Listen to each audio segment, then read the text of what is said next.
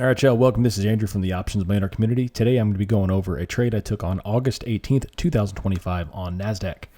To set up the environment here, we are at the top end of a very extended bull move. At this point, I am still relentlessly buying every dip. I haven't even taken a short in about 9 weeks.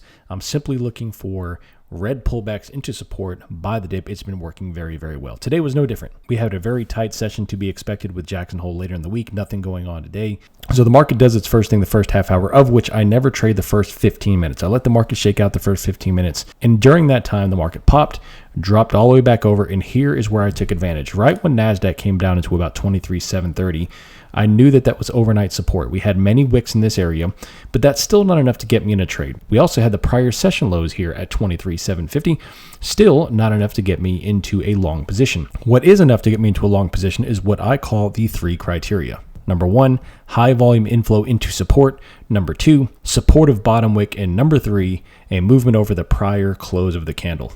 And right when price action strolled right down into these lows, the prior session and the overnight, we saw one high volume bottom wick right here. The secondary candle also high volume bottom wick. And the third candle began to move right over the 23,750. And this is exactly where I took entry. I actually got an entry right here at 23,758 as price action has confirmed that it's ready to start taking out prior highs. Now, once I was in the trade, it was just a matter of managing my trailing stops at this point. I initiate my trailing stop down in the 730s because that is below prior support. If the market were to turn down and take out that prior support, I no longer want to be in a long trade. That tells me that there are far more sellers than there are buyers in this market, and I want to be out. I wait for the market to begin to take out prior highs for me to move my trailing stop up into profit. I do that because I want the market to be supportive in the direction I'm trying to trade, in this case to the upside. So the market climbs. Once it starts taking out prior support, I move my trailing stop into profit. And as it goes, taking out new supply, higher and higher, I trail my position all the way up. Now, in this case, I didn't expect that much out of this trade.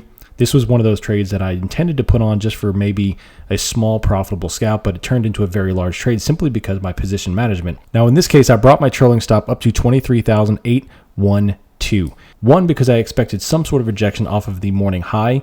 Number 2, I didn't expect this much, so I didn't really expect this thing to rally beyond the highs. And number 3, Bookmap, as per this screenshot, showed that they were beginning to pull liquidity lower. So with all those metrics lined up and the fact that I didn't want to risk this trade too much given the circumstances of the environment, I set my stop just under the prior high to give it a chance to run if it did, but to mitigate my drawdown in the event that it rolled back over. And of course, it did exactly that, stopped me out on this red candle here for a beautiful 54 points per contract on NASDAQ. Now, this trade was taken live on our live stream. If you'd like to go review the trade in real time, you can go to the YouTube channel and replay the video. Appreciate you taking the time to watch this video. Be on the lookout for future educational content on the YouTube channel. And until next time, I'm out. See ya.